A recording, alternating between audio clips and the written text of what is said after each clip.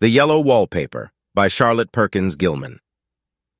It is very seldom that mere ordinary people like John and myself secure ancestral halls for the summer. A colonial mansion, a hereditary estate, I would say a haunted house, and reach the height of romantic felicity, but that would be asking too much of fate. Still, I will proudly declare that there is something queer about it. Else why should it be let so cheaply, and why have stood so long untenanted? John laughs at me, of course, but one expects that in marriage. John is practical in the extreme. He has no patience with faith, an intense horror of superstition, and he scoffs openly at any talk of things not to be felt and seen and put down in figures. John is a physician, and perhaps, I would not say it to a living soul, of course, but this is dead paper and a great relief to my mind. Perhaps that is one reason I do not get well faster. You see, he does not believe I am sick. And what can one do? If a physician of high standing and one's own husband assures friends and relatives that there is really nothing the matter with one but temporary nervous depression, a slight hysterical tendency, what is one to do? My brother is also a physician and also of high standing, and he says the same thing. So I take phosphates or phosphites, whichever it is, and tonics and journeys and air and exercise, and am absolutely forbidden to work until I am well again. Personally, I disagree with their ideas. Personally, I believe that congenial work, with excitement and change, would do me good. But what is one to do? I did write for a while in spite of them, but it does exhaust me a good deal, having to be so sly about it, or else meet with heavy opposition. I sometimes fancy that in my condition if I had less opposition and more society and stimulus. But John says the very worst thing I can do is to think about my condition, and I confess it always makes me feel bad. So I will let it alone and talk about the house. The most beautiful place. It is quite alone, standing well back from the road, quite 3 miles from the village. It makes me think of English places that you read about, for there are hedges and walls and gates that lock, and lots of separate little houses for the gardeners and people. There is a delicious garden. I never saw such a garden, large and shady, full of box-bordered paths and lined with long grape-covered arbors with seats under them. There were greenhouses, too, but they are all broken now. There was some legal trouble, I believe, something about the heirs and co-heirs. Anyhow, the place has been empty for years. That spoils my ghostliness, I am afraid, but I don't care. There is something strange about the house. I can feel it. I even said so to John one moonlight evening, but he said what I felt was a draft and shut the window. I get unreasonably angry with John sometimes. I'm sure I never used to be so sensitive. I think it is due to this nervous condition. But John says if I feel so, I shall neglect proper self-control. So I take pains to control myself, before him at least, and that makes me very tired. I don't like our room a bit. I wanted one downstairs that opened on the piazza and had roses all over the window and such pretty old-fashioned chintz hangings. But John would not hear of it. He said there was only one window and not room for 2 beds, and no near room for him if he took another. He is very careful and loving, and hardly lets me stir without special direction. I have a schedule prescription for each hour in the day. He takes all care from me, and so I feel basely ungrateful not to value it more. He said we came here solely on my account, that I was to have perfect rest and all the air I could get. Your exercise depends on your strength, my dear, said he, and your food somewhat on your appetite. But air you can absorb all the time. So we took the nursery at the top of the house. It is a big, airy room, the whole floor nearly, with windows that look all ways and air and sunshine galore. It was nursery first and then playground and gymnasium, I should judge, for the windows are barred for little children, and there are rings and things in the walls. The paint and paper look as if a boys' school had used it. It is stripped off, the paper, in great patches all around the head of my bed, about as far as I can reach, and in a great place on the other side of the room, low down. I never saw a worse paper in my life, one of those sprawling, flamboyant patterns committing every artistic sin. It is dull enough to confuse the eye in following, pronounced enough to constantly irritate and provoke study, and when you follow the lame, uncertain curves for a little distance, they suddenly commit suicide, plunge off at outrageous angles, destroy themselves in unheard-of contradictions. The color is repellent, almost revolting, a smoldering, unclean yellow, strangely faded by the slow-turning sunlight. It is, A dull yet lurid orange in some places, a sickly sulfur tint in others. No wonder the children hated it. I should hate it myself if I had to live in this room long. There comes John, and I must put this away. He hates to have me write a word.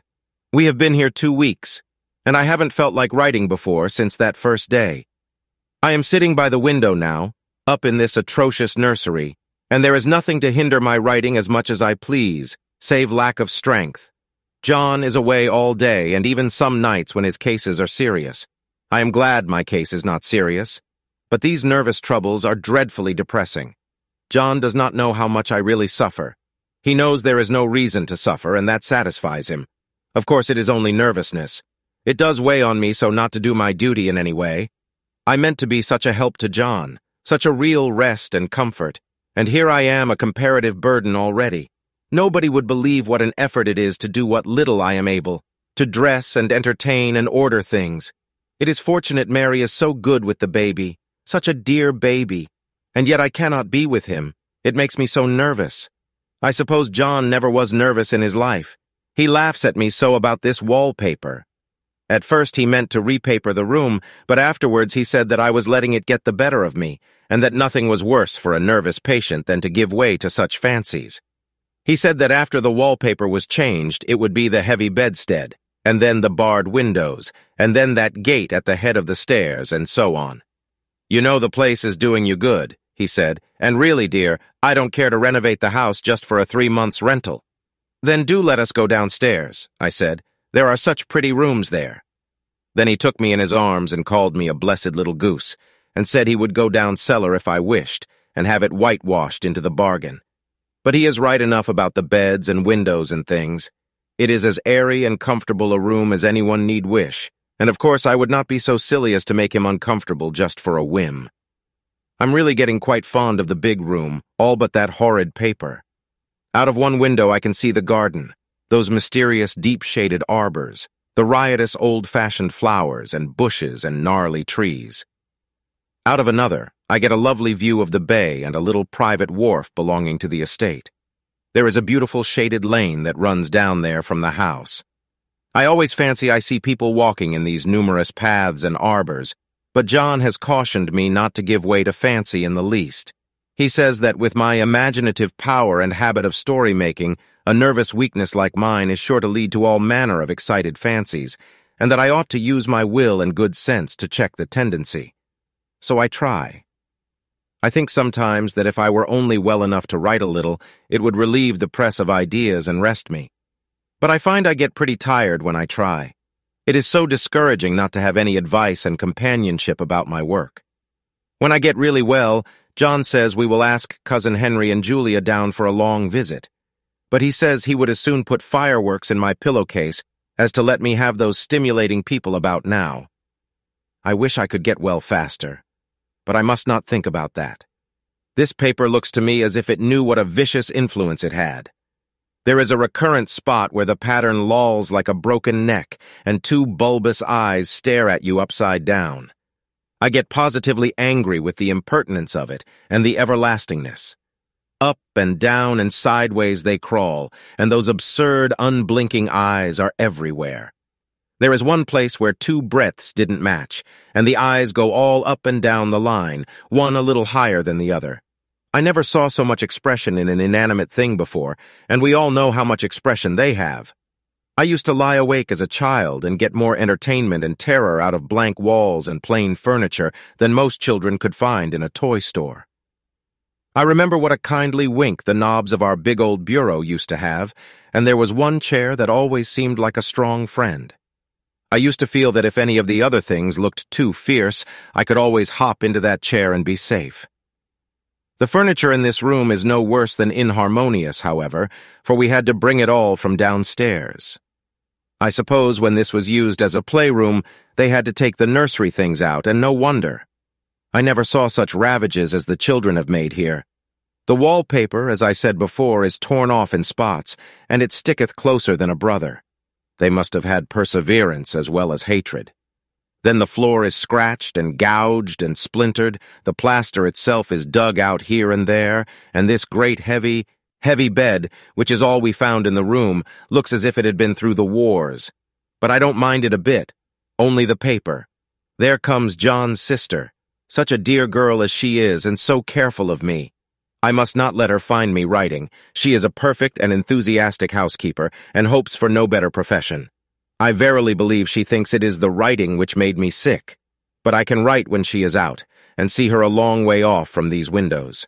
There is one that commands the road, a lovely, shaded, winding road, and one that just looks off over the country. A lovely country, too, full of great elms and velvet meadows. This wallpaper has a kind of sub-pattern in a different shade, a particularly irritating one, for you can only see it in certain lights and not clearly then. But in the places where it isn't faded, and where the sun is just so, I can see a strange, provoking, formless sort of figure that seems to sulk about behind that silly and conspicuous front design. There's Sister on the stairs. Well, the 4th of July is over. The people are gone, and I am tired out. John thought it might do me good to see a little company, so we just had Mother and Nellie and the children down for a week. Of course, I didn't do a thing. Jenny sees to everything now. But it tired me all the same. John says if I don't pick up faster, he shall send me to Weir Mitchell in the fall. But I don't want to go there at all. I had a friend who was in his hands once, and she says he is just like John and my brother, only more so. Besides, it is such an undertaking to go so far. I don't feel as if it was worthwhile to turn my hand over for anything, and I'm getting dreadfully fretful and querulous. I cry at nothing and cry most of the time. Of course I don't when John is here or anybody else, but when I am alone. And I am alone a good deal just now. John is kept in town very often by serious cases, and Jenny is good and lets me alone when I want her to. So I walk a little in the garden or down that lovely lane, sit on the porch under the roses, and lie down up here a good deal. I'm getting really fond of the room in spite of the wallpaper, perhaps because of the wallpaper. It dwells in my mind so.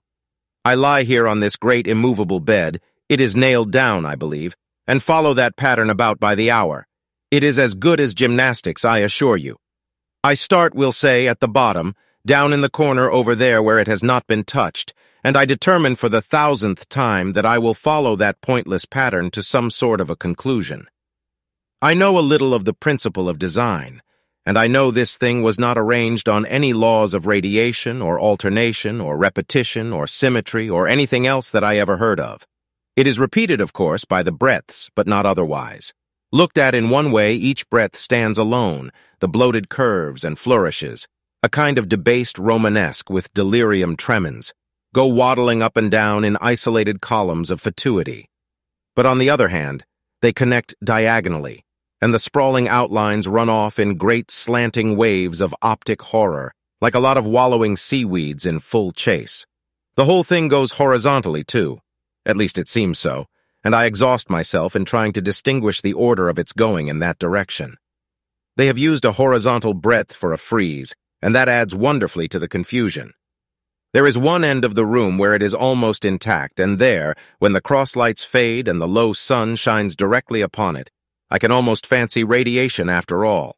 The interminable grotesques seem to form around a common center and rush off in headlong plunges of equal distraction. It makes me tired to follow it. I will take a nap, I guess. I don't know why I should write this. I don't want to. I don't feel able. And I know John would think it absurd. But I must say what I feel and think in some way. It is such a relief. But the effort is getting to be greater than the relief. Half the time now I am awfully lazy and lie down ever so much. John says I mustn't lose my strength and has me take cod liver oil and lots of tonics and things, to say nothing of ale and wine and rare meat. Dear John, he loves me very dearly and hates to have me sick. I tried to have a real, earnest, reasonable talk with him the other day and tell him how I wish he would let me go and make a visit to Cousin Henry and Julia. But he said I wasn't able to go, nor able to stand it after I got there. And I did not make out a very good case for myself, for I was crying before I had finished. It is getting to be a great effort for me to think straight. Just this nervous weakness, I suppose. And dear John gathered me up in his arms and just carried me upstairs and laid me on the bed and sat by me and read to me till it tired my head. He said I was his darling and his comfort and all he had, and that I must take care of myself for his sake and keep well. He says no one but myself can help me out of it, that I must use my will and self-control and not let any silly fancies run away with me. There's one comfort: the baby is well and happy, and does not have to occupy this nursery with the horrid wallpaper. If we had not used it, that blessed child would have. What a fortunate escape! Why, I wouldn't have a child of mine, an impressionable little thing, live in such a room for worlds. I never thought of it before, but it is lucky that John kept me here after all. I can stand it so much easier than a baby, you see. Of course, I never mention it to them anymore. I am too wise, but I keep watch of it all the same. There are things in that paper that nobody knows but me, or ever will. Behind that outside pattern, the dim shapes get clearer every day. It is always the same shape, only very numerous.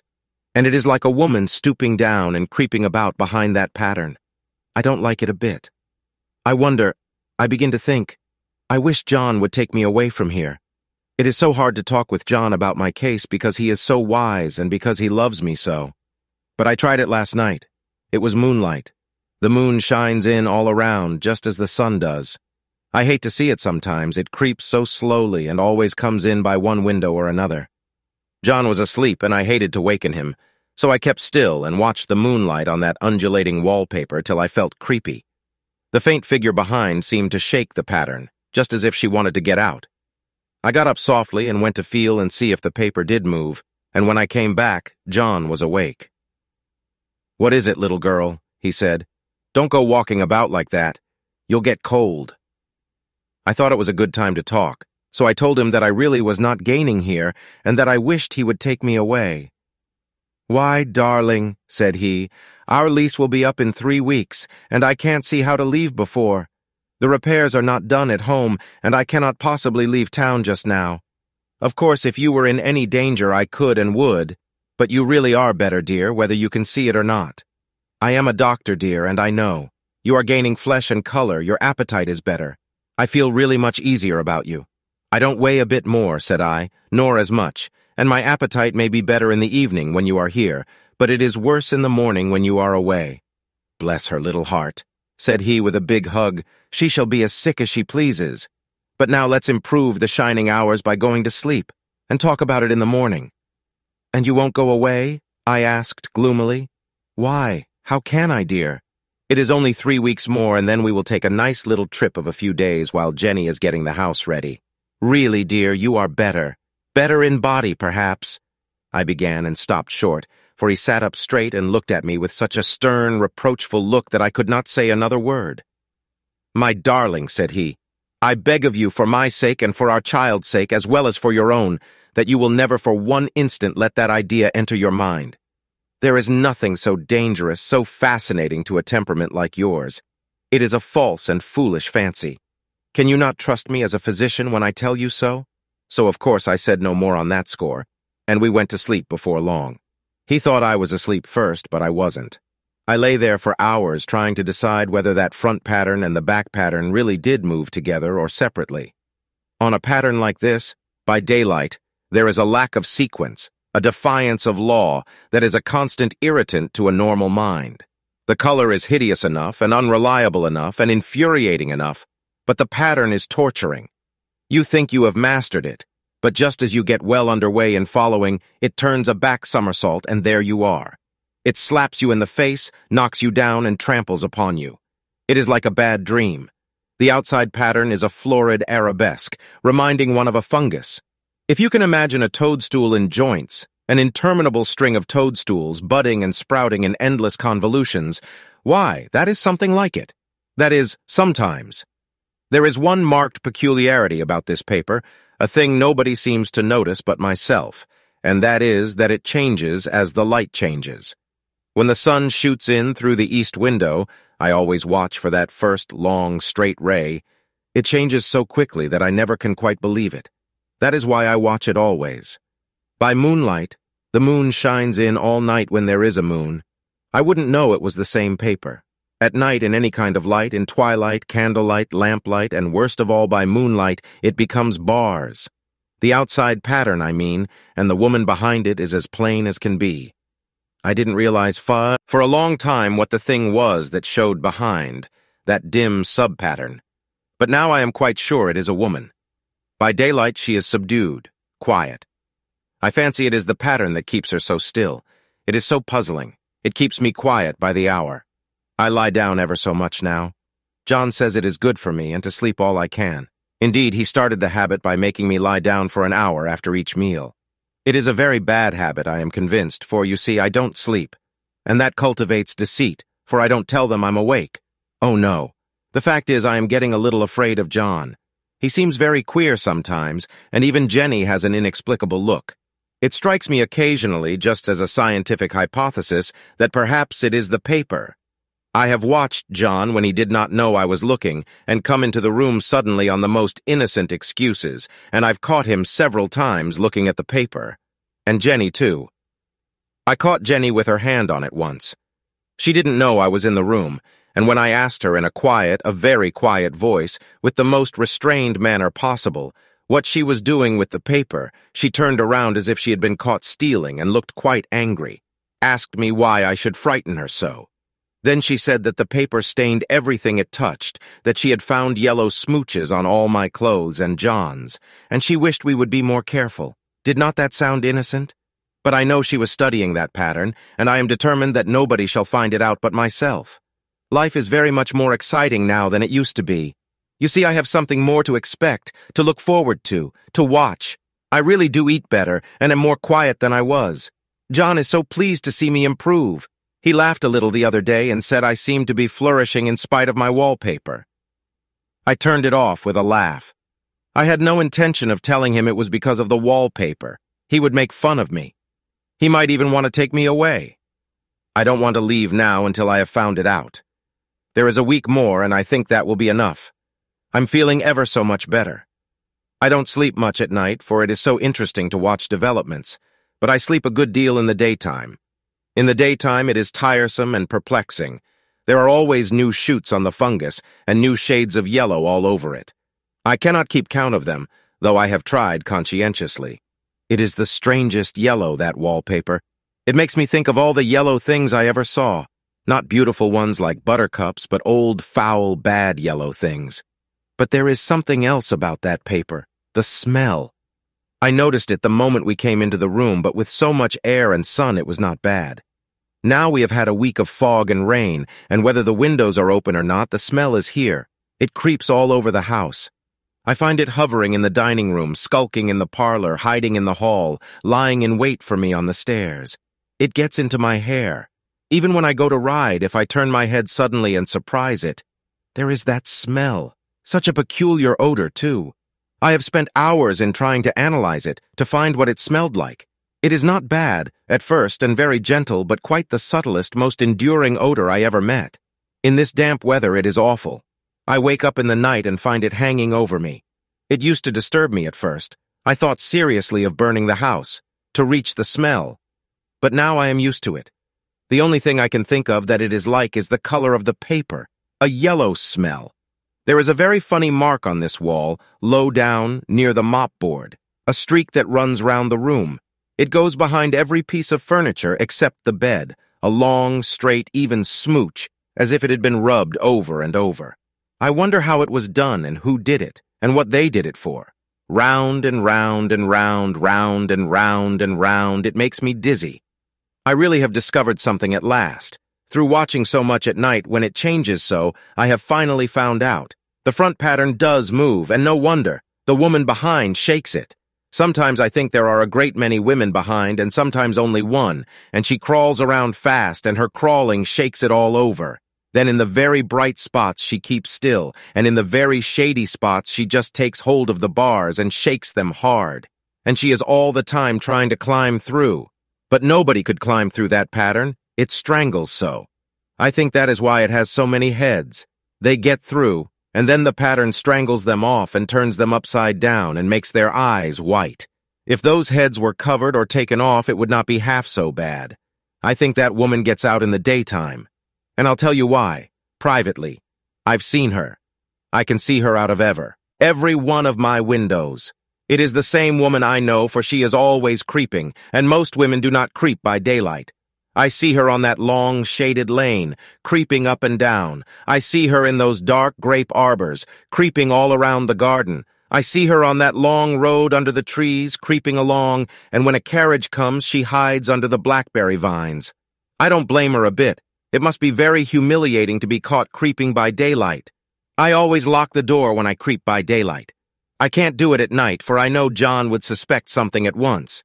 And John is so queer now that I don't want to irritate him. I wish he would take another room. Besides, I don't want anybody to get that woman out at night but myself. I often wonder if I could see her out of all the windows at once. But turn as fast as I can only see out of one at one time. And though I always see her, she may be able to creep faster than I can turn. I have watched her sometimes away off in the open country, creeping as fast as a cloud shadow in a high wind. If only that top pattern could be gotten off from the under one. I mean to try it, little by little. I have found out another funny thing, but I shan't tell it this time. It does not do to trust people too much. There are only 2 more days to get this paper off, and I believe John is beginning to notice. I don't like the look in his eyes. And I heard him ask Jenny a lot of professional questions about me. She had a very good report to give. She said I slept a good deal in the daytime. John knows I don't sleep very well at night for all I'm so quiet. He asked me all sorts of questions too and pretended to be very loving and kind, as if I couldn't see through him. Still, I don't wonder he acts so, sleeping under this paper for 3 months. It only interests me, but I feel sure John and Jenny are secretly affected by it. Hurrah! This is the last day, but it is enough. John is to stay in town overnight and won't be out until this evening. Jenny wanted to sleep with me, the sly thing. But I told her I should undoubtedly rest better for a night all alone. That was clever, for really I wasn't alone a bit. As soon as it was moonlight and that poor thing began to crawl and shake the pattern, I got up and ran to help her. I pulled and she shook, I shook and she pulled, and before morning we had peeled off yards of that paper. A strip about as high as my head and half around the room, and then when the sun came and that awful pattern began to laugh at me, I declared I would finish it today. We go away tomorrow, and they are moving all my furniture down again to leave things as they were before. Jenny looked at the wall in amazement, but I told her merrily that I did it out of pure spite at the vicious thing. She laughed and said she wouldn't mind doing it herself, but I must not get tired. How she betrayed herself that time. But I am here, and no person touches this paper but me, not alive. She tried to get me out of the room, it was too patent.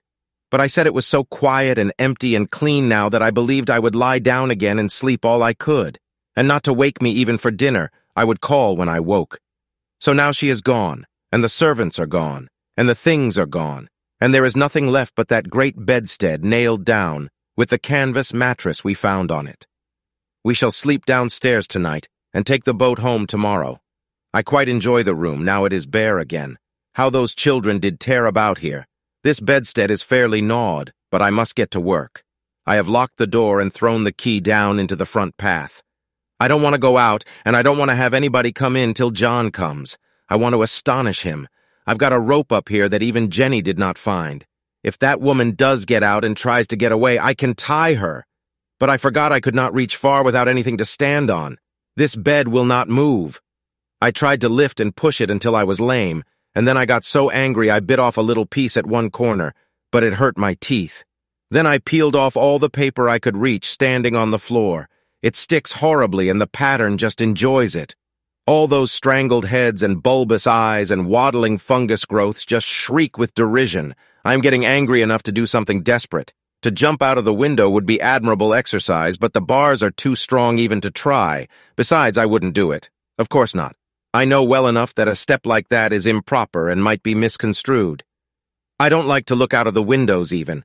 There are so many of those creeping women, and they creep so fast. I wonder if they all come out of that wallpaper as I did. But I am securely fastened now by my well-hidden rope. You don't get me out in the road there. I suppose I shall have to get back behind the pattern when it comes. Comes night, and that is hard. It is so pleasant to be out in this great room and creep around as I please. I don't want to go outside. I won't, even if Jenny asks me to.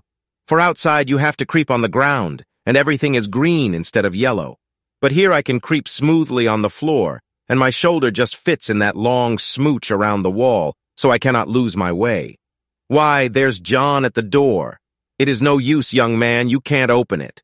How he does call and pound. Now he's crying for an axe. It would be a shame to break down that beautiful door. "John, dear," said I in the gentlest voice, "the key is down by the front steps, under a plantain leaf." That silenced him for a few moments. Then he said, very quietly indeed, "Open the door, my darling." "I can't," said I. "The key is down by the front door under a plantain leaf." And then I said it again several times, very gently and slowly, and said it so often that he had to go and see, and he got it, of course, and came in. He stopped short by the door. "What is the matter?" he cried. "For God's sake, what are you doing?" I kept on creeping just the same, but I looked at him over my shoulder. "I've got out at last," said I, "in spite of you and Jane, and I've pulled off most of the paper so you can't put me back. Now why should that man have fainted? But he did, and right across my path by the wall, so that I had to creep over him every time." If you enjoyed the audiobook, please consider subscribing to my channel and liking this video to support more content like this. And don't forget to share your thoughts in the comments below.